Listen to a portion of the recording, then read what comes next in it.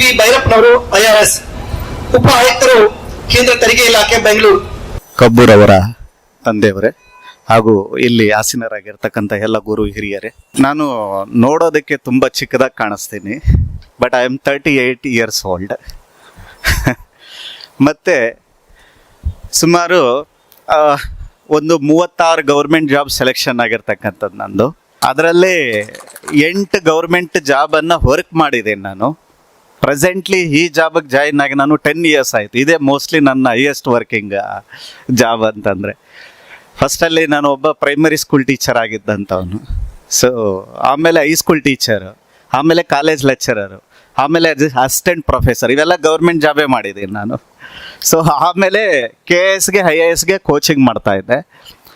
KSಗೆ IAS coaching ಮಾಡಬೇಕಾದ್ರೆ 2014 ಬ್ಯಾಚಲ್ಲಿ ಕರ್ನಾಟಕದಲ್ಲಿ select ಆದಂಥ 360 ಜನ KS ಸ್ಟೂಡೆಂಟ್ಸಲ್ಲಿ 144 ಜನ ನನ್ನ ಸ್ಟೂಡೆಂಟ್ಸ್ ಒಂದು ಬ್ಯಾಚಲ್ಲಿ. ಸೊ ದೇರ್ ಸ್ಟಾರ್ಟೆಡ್ ನಮ್ಮದು ಮತ್ತು ಕಬ್ಬೂರವ್ರದ್ದು ಸ್ನೇಹ. ಆ್ಯಕ್ಚುಲಿ ಇವತ್ತು ನನಗೆ ಏನಂತಂದರೆ ಇಲ್ಲಿ ಬಂದು ಒಂದು ಖುಷಿಯಾದ ಒಂದು ವಿಚಾರ ಏನಂತಂದರೆ, ದಾವಣಗೆರೆ ಎಜುಕೇಷನ್ಗೆ ಹಬ್ ಅಂತ ಕೇಳಿದ್ದೆ ನಾನು. ಮತ್ತು ಒಂದು 2-3 ಸರಿ ವಿಸಿಟ್ ಮಾಡಿದ್ದೆ. ಎಲ್ಲಿ ನೋಡಿದ್ರು ಕೂಡ ಎಜುಕೇಷನ್ ಇನ್ಸ್ಟಿಟ್ಯೂಷನ್ಸು. ಸೊ ನಮಗೂ ಕೂಡ ಏನಂತಂದರೆ ಎಜುಕೇಷನ್ ಇನ್ಸ್ಟಿಟ್ಯೂಷನ್ ನೋಡಿದಾಗ ನಮಗೊಂಥರ ಅದು, ಈಗ ಒಬ್ಬ ವ್ಯಾಪಾರಿಗೆ ಒಂದು ಅಂಗಡಿ ಕಾಣಿಸಿದ್ರೆ ಹೇಗೆ ಅನಿಸುತ್ತೆ, ನಮಗೆ ಒಂದು ಟೀಚಿಂಗ್ ಫೀಲ್ಡಲ್ಲಿರೋರಿಗೆ ಎಜುಕೇಷನ್ ಇನ್ಸ್ಟಿಟ್ಯೂಷನ್ ಕಾಣಿಸಿದ ತಕ್ಷಣ ನಮಗೊಂಥರ ಅದು ಟೆಂಪಲ್ ಥರ ಫೀಲ್ ಆಗ್ತೀವಿ ನಾವು.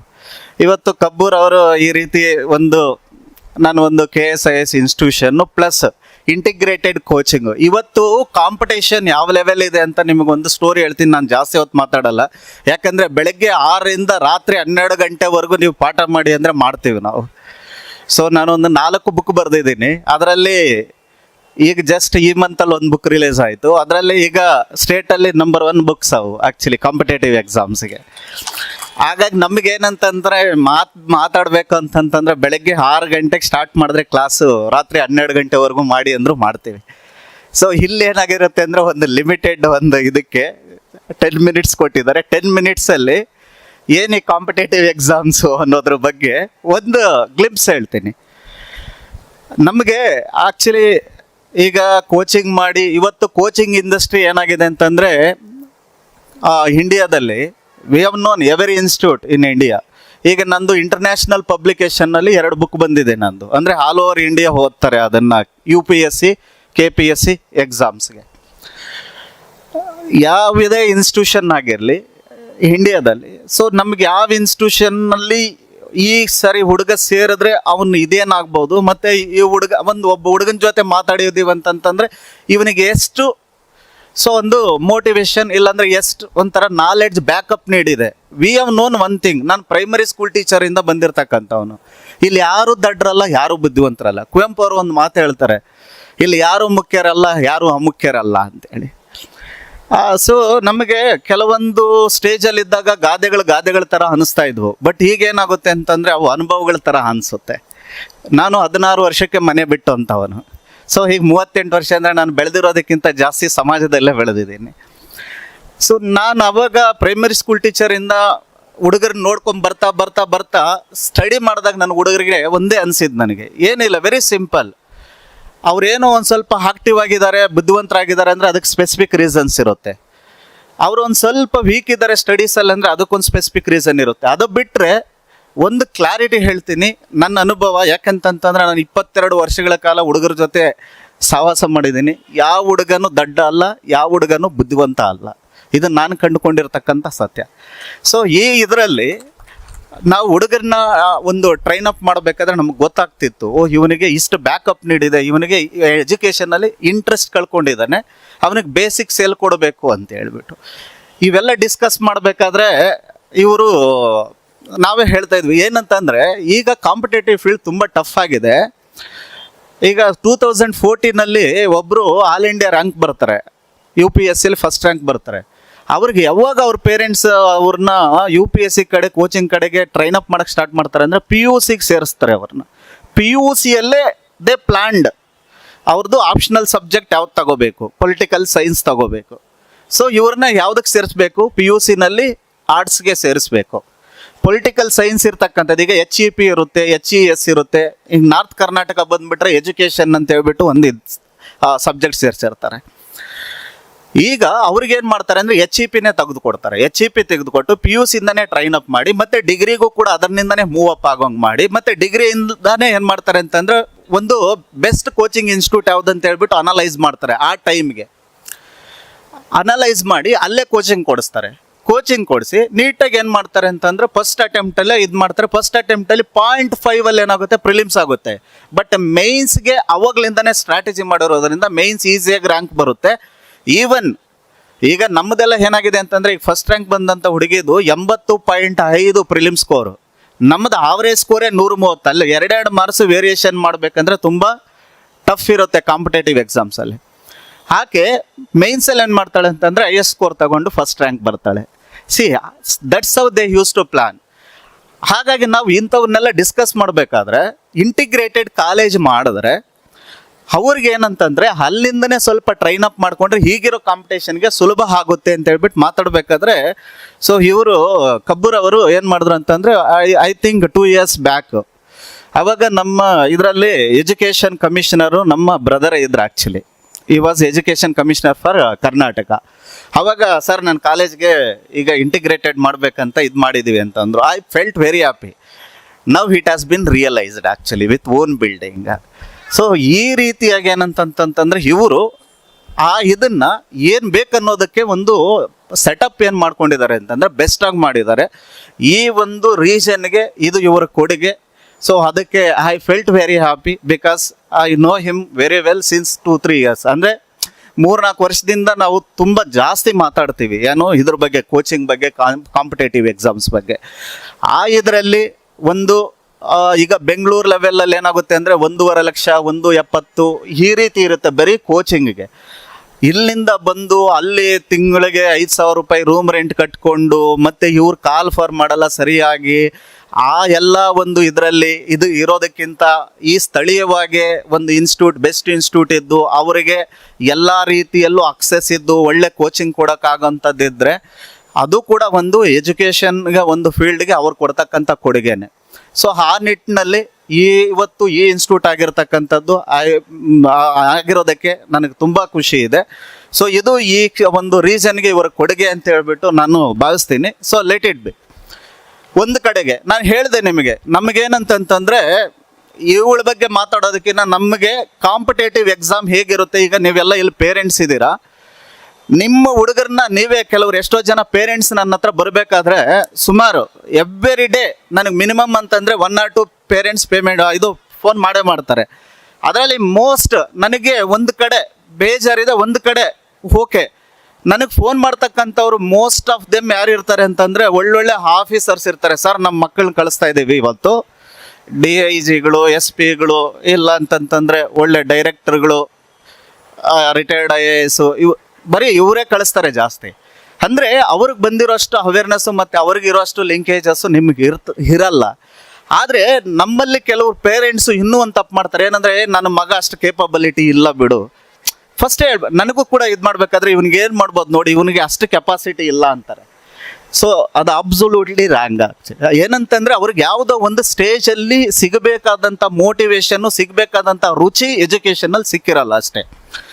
ಈಗ ಈ ಕಾಂಪಿಟೇಟಿವ್ ಎಕ್ಸಾಮ್ಗೆ ಬಂದಾಗ ಕಾಂಪಿಟೇಟಿವ್ ಎಕ್ಸಾಮ್ ಪ್ರಿಪ್ರೇಷನ್ ಹೇಗಿರುತ್ತೆ ಅನ್ನೋದಕ್ಕೆ ಒಬ್ಬ SLC ಫೇಲ್ ಆದವನು IAS ಮಾಡ್ಬೋದು, ಒಬ್ಬ IIT ಪಾಸ್ ಮಾಡ್ದಕ್ಕ IITಯಲ್ಲಿ ಟಾಪ್ ರ್ಯಾಂಕರ್ ಕೂಡ ಫೇಲ್ ಆಗ್ಬೋದು. ಸೊ ಅದಕ್ಕೆ ನಿಮಗೊಂದು ಸಣ್ಣ ಎಕ್ಸಾಂಪಲ್ ಕೊಡ್ತೀನಿ ನಾನು. ಏನಂದರೆ ಒಬ್ಬ ಇಸ್ರೋಗೆ ಸೈಂಟಿಸ್ಟ್ ಆಗಿ ಸೆಲೆಕ್ಟ್ ಆಗಿರ್ತಾನೆ. ಇಸ್ರೋಗೆ ಸೈಂಟಿಸ್ಟ್, ಇದು ರಿಯಲ್ ಸ್ಟೋರಿ ನಾನು ಹೇಳ್ತಕ್ಕಂಥದ್ದು. ಇಸ್ರೋಗೆ ಸೈಂಟಿಸ್ಟಾಗಿ ಸೆಲೆಕ್ಟ್ ಆಗಿದ್ದಾನೆ ಅಂತಂತಂದರೆ ಸೊ ಈ himself will be having something in is mind. ಅಂದರೆ ಅವನಿಗೂ ಕೂಡ ಅವನ ಮೈಂಡಲ್ಲಿ ನಾನು ಓದೋದ್ರಲ್ಲಿ ಸಖತ್ ಪಂಟ ಇದ್ದೀನಿ, ನನಗೆ ಯಾರು ಇದು ಯಾವ ಎಕ್ಸಾಮ್ ಇವೆಲ್ಲ ಅನ್ನೋ ರೀತಿ ಒಂದು ಇದಿರುತ್ತೆ. ಮತ್ತು ಅವ್ರ ಪೇರೆಂಟ್ಸ್ಗೂ ಕೂಡ ಒಂದು ಬೇರೆ ಲೆವೆಲ್ ಕಾನ್ಫಿಡೆನ್ಸ್ ಇರುತ್ತೆ ಅವ್ರ ಮೇಲೆ. ನನ್ನ ಮಗ ಇಸ್ರೋಗೆ ಸೈಂಟಿಸ್ಟಾಗಿ ಸೆಲೆಕ್ಟ್ ಆಗಿದ್ದಾನೆ, UPSC ಇನ್ನೊಂದು ಎಕ್ಸಾಮ್ ಏನಿದು ಅಂತ. ನಮ್ಮಲ್ಲಿ ಏನು ಮಾಡ್ತಾರೆ ಅಂದರೆ ಅಪ್ಲಿಕೇಶನ್ ಆಗಿದ ತಕ್ಷಣ, ಈಗ ಒಂದು PSI ಕಾಲ್ಫರ್ ಆದಾಗ ಅಪ್ಲಿಕೇಶನ್ ಆಗಿದ ತಕ್ಷಣ ಪಾಪ ಪೇರೆಂಟ್ಸ್ ಗೊತ್ತಿರಲ್ಲ, ಪೇರೆಂಟ್ಸ್ ಏನು ಹೇಳ್ಕೊಡ್ತಾರೆ, ನನ್ನ ಮಗ SIಗೆ ಹೋಗ್ತಾವನೆ ಅಂತ ಹೇಳ್ತಾರೆ. ಅದೇ ರೀತಿ ಇವರು ಏನು ಮಾಡ್ತಾರೆ ಅಂತಂತಂದರೆ ನನ್ನ ಮಗ IAS ಮಾಡ್ತಾವನೆ. ನೀವು ಸೇರಿದ ತಕ್ಷಣ ಪಾಪ ನಿಮ್ಗೇನು ಗೊತ್ತಿರುತ್ತೆ, IAS ಮಾಡ್ತಾವನೆ KS ಮಾಡ್ತಾವನೆ ಅಂತ ಹೇಳ್ತಾರೆ. ಇಲ್ಲ, IAS KS ಮಾಮೂಲಿ ಡಿಗ್ರಿಗಳ ಥರ ಎಕ್ಸಾಮ್ ಅಲ್ಲ. ವರ್ಷಕ್ಕೆ 1000 ಪೋಸ್ಟು, 500 ಪೋಸ್ಟು, ಇಲ್ಲ 100 ಪೋಸ್ಟು ಅಂತ ಹೇಳ್ಬಿಟ್ಟು ಫ್ರೀ ಫಿಕ್ಸ್ ಆಗಿ ಏನು ಮಾಡ್ತಾರೆ, ಕಾಲ್ ಮಾಡ್ತಾರೆ. ನೀವು ಪಾಸ್ ಆಗೋದು ಕೌಂಟ್ ಇಲ್ಲ, ಮೆರಿಟಲ್ಲಿ ವಿತಿನ್ 1000 ಜನದೊಳಗಡೆ ಇರಬೇಕು. ಅದರಲ್ಲೂ ರಿಸರ್ವೇಷನ್ನು ಹಂಗೆ ಹಿಂಗೆ ಅಂತ ತಗೊಂಡ್ಮೇಲೆ ಜನರಲ್ ಮೆರಿಟ್ ಅವರ ಆದರೆ ಈ ಸಾರಿ 960 ಪೋಸ್ಟ್ ಇದೆ ಅಂದರೆ ಇಡೀ ಇಂಡಿಯಾಗೆ, ಅದರಲ್ಲಿ 400 ಜನ ಮಾತ್ರ ತಗೊತಾರೆ. ಅಂದರೆ ಆಲ್ ಇಂಡಿಯಾಗೆ 400 ಜನದಲ್ಲೇ ಇರಬೇಕು ಅವರು, ಇಲ್ಲಾಂದರೆ ಹಾಗಲ್ಲ. ಸೊ ಹೀಗಿರುತ್ತೆ. ಈಗ ಇಸ್ರೋಗೆ ಸೈಂಟಿಸ್ಟ್ ಆಗಿ ಸೆಲೆಕ್ಟ್ ಆಗಿರ್ತಾನಲ್ವಾ, ಮತ್ತೆ ಆಯಿತು ಎಕ್ಸಾಮ್ ಕಾಲ್ ಮಾಡುತ್ತೆ, UPSC ಅಪ್ಲಿಕೇಶನ್ ಹಾಕ್ತಾರೆ. ಇವ್ರ ಮನೆ ಕಡೆನೂ ಎಲ್ಲ UPSCಗೆ ಓದ್ತಾ ಇದ್ದಾನೆ ಅನ್ನೋ ರೀತಿ ಮಾಮೂಲಿ ಪ್ರಿಪ್ರೇಷನ್ ಆಗ್ತಿದ್ದಾರೆ ಅಂತ ಹೇಳ್ಕೊತಾರೆ. ಆಯಿತು ಈ ಸರಿ ಪ್ರಿಲಿಮ್ಸು ಆಯಿತು, ಪ್ರಿಲಿಮ್ಸ್ ಎಕ್ಸಾಮ್ ಬರೀತಾನೆ, ಪ್ರಿಲಿಮ್ಸ್ ಎಕ್ಸಾಮ್ ಪಾಸ್ ಆಗಿಬಿಡುತ್ತೆ. ಮೇನ್ಸ್ ಎಕ್ಸಾಮ್ ಬರೀತಾನೆ, ಮೇನ್ಸ್ ಎಕ್ಸಾಮ್ ಕೂಡ ಏನಾಗ್ಬಿಡುತ್ತೆ, ಪಾಸ್ ಆಗಿಬಿಡುತ್ತೆ. ಫುಲ್ಲು ನನ್ನ ಮಗ ಇನ್ನೇನು UPSC ಆದ ಅನ್ನೋಷ್ಟೊತ್ತಿಗೆ ಇಂಟ್ರೂ ಸೆಲೆಕ್ಟ್ ಆಗ್ತಾರೆ, ಇಂಟ್ರೂಗೆ ಹೋಗ್ತಾರೆ. ಇಂಟ್ರೂ ಆದಮೇಲೆ ಏನಾಗುತ್ತೆ ಅಂತಂದರೆ ಮಾಮೂಲಿ ಫೈನಲ್ ರಿಸಲ್ಟ್ ಬಿಡ್ತಾರೆ. ಫೈನಲ್ ರಿಸಲ್ಟ್ ಬಿಟ್ಟಿದ್ದ ದಿನ ಲಿಸ್ಟಲ್ಲಿ ನೋಡ್ತಾರೆ, ಮೇಲಿನಿಂದ ನೋಡ್ಕೊಂಡು ಬರ್ತಾನೆ. 200 ಹೆಸರು ಆಗೋ ತನಕ ನೋಡೋಷ್ಟೊತ್ತಿಗೆ ಭಯ ಸ್ಟಾರ್ಟ್ ಆಗುತ್ತೆ. 300 ಹೆಸರು, 400 ಹೆಸರು ಹೋಯಿತು. ಸೊ ಮುಗೀತು. 500, 600. ಈ ಸಾರಿ ಇವನಿಗೂ ಕೂಡ ಯಾವ ಲೆವೆಲ್ ಭಯ ಆಗುತ್ತೆ ಅಂತಂದ್ರೆ UPSC ಎಕ್ಸಾಮ್ಗೆ. ಸೊ ಆದ್ಮೇಲೆ ನೋಡ್ಕೊಳ್ಳೋಣ ಅಂತ. ಈ ಸಾರಿ ಪ್ರಿಲಿಮ್ಸ್ ಆಗುತ್ತೆ, ಮೇನ್ಸ್ ಆಗಲ್ಲ. 3ನೇ ಸಾರಿ 3 ಹಂತದಲ್ಲಿ ಇರುತ್ತೆ ಎಕ್ಸಾಮ್. 4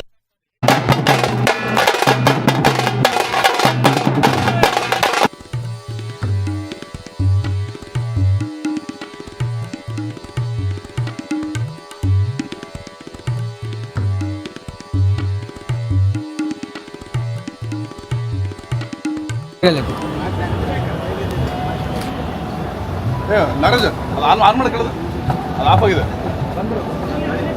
ಇದು ಫ್ಯಾನ್ ಆಫ್ ಆಗಿದೆ, ಫ್ಯಾನ್ ಆಫ್ ಆಗಿದೆ. ಅದು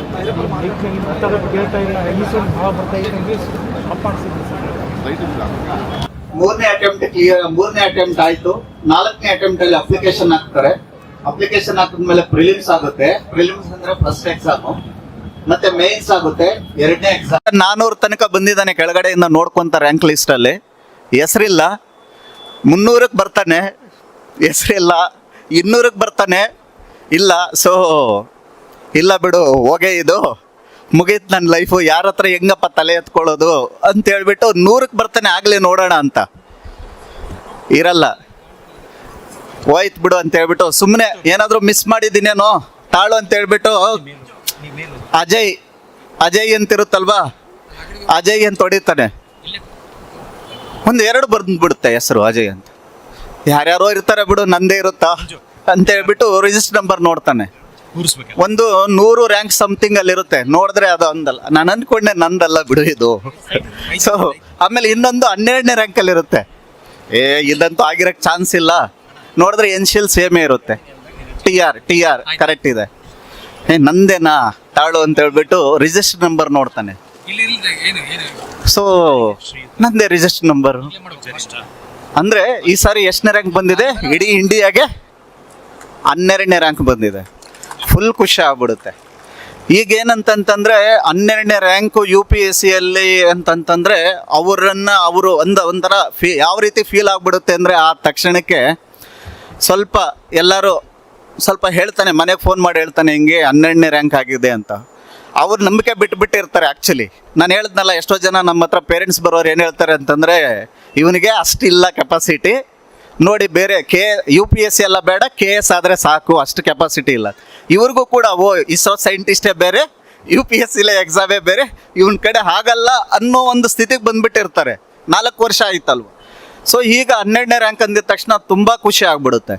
ಸೊ ಈಗ ಎಲ್ಲ ಕಡೆ ಇದಾಗ್ತಾರೆ. ಆಮೇಲೆ ಅವತ್ತು ಆ ಟೈಮಲ್ಲಿ ಏನಾಗುತ್ತೆ ಅಂದರೆ, ಇಸ್ರೋದಲ್ಲೂ ಕೂಡ ಏನು ಮಾಡ್ತಾರೆ ಅಂತಂದರೆ, ಎಲ್ಲರೂ ಸ್ವಲ್ಪ ಇದು ಮಾಡಿ, ಇಸ್ರೋ ಚೇರ್ಮನ್ನು ಅವರೆಲ್ಲ ಇದು ಮಾಡಿ ಒಂದು ಸ್ವಲ್ಪ ಅಂದರೆ ಕಂಗ್ರ್ಯಾಚುಲೇಷನ್ಸ್ ಅಂತ ಹೇಳಿ, ಮತ್ತು ಅವರಿಗೆ ಸೆಲೆಬ್ರೇಟ್ ಮಾಡಿ ಒಂದು ಸ್ವೀಟ್ ಕೇಕ್ ಎಲ್ಲ ಅರೇಂಜ್ ಮಾಡಿ ಸ್ವಲ್ಪ ಎಲ್ಲರೂ ಸ್ವಲ್ಪ ಇದು ಮಾಡ್ತಾರೆ. ಈಗ ಫಾರ್ ಎಕ್ಸಾಂಪಲ್ ನಾವೆಲ್ಲ ಸೆಲೆಕ್ಟ್ ಆದಾಗ ಏನಾಯಿತು ಅಂತಂದರೆ, ಒಂದು 20-30 ಕಾರುಗಳು ಬಂದಿತ್ತು ನಮ್ಮೂರಿಗೆ. ಸೊ ಅವಾಗ ಬೇರೆ ರೀತಿನೇ ನೋಡ್ತಾ ಇದ್ರು UPSC ಸೆಲೆಕ್ಷನ್ನು ಅಂತಂತಂದ್ರೆ. ಮತ್ತೆ ಟಿ ವಿನಲ್ಲಿ ಪ್ರೋಗ್ರಾಮು ಅವತ್ತೆಲ್ಲ ಸೊ ಕರ್ನಾಟಕದಿಂದ ಇಷ್ಟು ರ್ಯಾಂಕ್ಸ್ ಬಂದಿದ್ದಾರೆ, ಇವರೇ ಕರ್ನಾಟಕಕ್ಕೆ ನಂಬರ್ 1. ಸೊ ಇವೆಲ್ಲ ಆಯಿತು. ಈ ಒಂದು ಸಡಗರ ಸಂಭ್ರಮ ಎಲ್ಲ ಆದಮೇಲೆ ಸೊ ರಾತ್ರಿ ಮಲಗುತ್ತಾನೆ. ಮಲಗಿ ಬೆಳಗ್ಗೆ ಎದ್ದು ಕನಸು ಎಷ್ಟು ಚೆನ್ನಾಗಿತ್ತಲ್ಲ ಅನ್ಕೊತಾನೆ. ಸೊ ಅಂದರೆ ಸೊ ಕನಸು ಎಷ್ಟು ಚೆನ್ನಾಗಿತ್ತಲ್ಲ ಅಂದ್ಕೊಂಡು ಆಮೇಲೆ ನಾನು ರಿಸಲ್ಟ್ ಶೀಟು ಪ್ರಿಂಟ್ ತಂದಲ್ಲ, ಇದೇ ಇಲ್ಲ ತಾಳು ನೋಡೋಣ ಅಂತ ಹೇಳ್ಬಿಟ್ಟು ನೋಡ್ತಾನೆ. ನೋಡಿದ್ರೆ ಕರೆಕ್ಟು, ಕನಸಲ್ಲ ಇದು, ನಂದೇ, ನಾನು ಆಗಿದ್ದೀನಿ, ಸೆಲೆಕ್ಟ್ ಆಗಿದ್ದೀನಿ. ಇದು ಒಬ್ಬ ವಿದ್ಯಾರ್ಥಿಯ ನಿಜ ಜೀವನದಲ್ಲಿ ನಡೆದಿರ್ತಕ್ಕಂಥ ನಿಜ ಘಟನೆ ಇದು. ಅಂದರೆ ಅವನಿಗೆ ಆಗಿದ್ದೀನಿ ಅನ್ನೋದನ್ನು ಕೂಡ ಅದು ಕನಸಿರ್ಬೋದು ಅನ್ಕೊತಾನೆ ಅಂತಂತಂದರೆ, ಇಲ್ಲಿರ್ತಕ್ಕಂಥದ್ದು ಒಂದೇ ವಿಚಾರ, ಇನ್ವಾಲ್ವ್ಮೆಂಟ್. ಅವನು ಅದರಲ್ಲಿ ಎಷ್ಟು ಇನ್ವಾಲ್ವ್ ಆಗಿದ್ದಾನೆ ಅನ್ನೋದಷ್ಟೇ ಇಂಪಾರ್ಟೆಂಟ್. ಅದರಲ್ಲಿ ಅವನು ಬೇರೆ ಎಲ್ಲ ಬಿಟ್ಟಿದ್ದಾನೆ. ಇಲ್ಲಿ ನಾನು ಹುಡುಗರಿಗೂ ಅಷ್ಟೇ ನಾ ಹೇಳಬೇಕಂತಂದರೆ, ಈಗ ನನ್ನ ಆಡಿಯನ್ಸ್ ಬೇರೆ ಇದ್ದಾರೆ. ನನ್ನ ಹುಡುಗರಿಗೆ ಹೇಳ್ಬೇಕಂತಂದರೆ, ನೀವು ಎಂಥ ಹುಡುಗನ್ನಾದರೂ ಕೊಡಿ, ನಾನು ಚಾಲೆಂಜ್ ಮಾಡ್ತೀನಿ. 100% KS, ಅವ್ರು KS ಆಗಬೇಕಾ KS ಮಾಡಿಸ್ಬಲ್ಲೆ, UPSC ಬೇಕಾ UPSC ಮಾಡಿಸ್ಬಲ್ಲೆ. ಒನ್ ಆ್ಯಂಡ್ ಓನ್ಲಿ ಥಿಂಗ್, ಅವನಿಗೆ ಬೇಕಾದಂಥ ಸಪೋರ್ಟಿವ್ ಸಿಸ್ಟಮನ್ನು ಪ್ರೊವೈಡ್ ಮಾಡಬೇಕಷ್ಟೆ. I am once again stick on my statement. ಏನಂತಂದರೆ, ಇಲ್ಲಿ ಯಾರು ದಡ್ರಲ್ಲ, ಯಾರು ಬುದ್ಧಿವಂತರಲ್ಲ. ಒನ್ ಆ್ಯಂಡ್ ಓನ್ಲಿ ಥಿಂಗ್, ಅವ್ರಿಗೆ ಬೇಕಾದಂಥ ಒಂದು ಎನ್ವಿರಾನ್ಮೆಂಟ್ ಕ್ರಿಯೇಟ್ ಮಾಡಿಕೊಡ್ಬೇಕು. ಆ ಎನ್ವಿರಾನ್ಮೆಂಟ್ ಹೇಗಿರ್ಬೇಕಂದ್ರೆ, ಪ್ರತಿ ಕ್ಷಣ ಅವರು ಅದ್ರ ಬಗ್ಗೆ ಯೋಚನೆ ಮಾಡೋಂಗಿರಬೇಕು, ಪ್ರತಿ ಕ್ಷಣ ಅದರಲ್ಲಿ ತಲ್ಲೀನರಾಗಿರ್ಬೇಕು ಅಷ್ಟೇ. ಅಷ್ಟು ಬಿಟ್ಟರೆ ಇಲ್ಲಿ ಸಕ್ಸಸ್ಗೆ ಬೇರೆ ಏನು ಯಾವುದೇ ರೀತಿ ಗುಟ್ಟಿಲ್ಲ. ಅಂಥ ಒಂದು ಎನ್ವಿರಾನ್ಮೆಂಟ್ ಕ್ರಿಯೇಟ್ ಮಾಡಿಕೊಡೋ ದೃಷ್ಟಿಯಲ್ಲಿ ದಾವಣಗೆರೆಯಲ್ಲಿ ಕಬ್ಬೂರವರು ಈ ಇನ್ಸ್ಟಿಟ್ಯೂಷನ್ ಓಪನ್ ಮಾಡಿರ್ತಕ್ಕಂಥದ್ದು ವೆರಿ ಮಚ್ ಒಂದು ಹರ್ಷದಾಯಕ ಸಂಗತಿ ಅಂತ ಹೇಳ್ಬೋದು. ಅದಕ್ಕೆ once again I am congratulating him and saying thank you one and all. Thank you.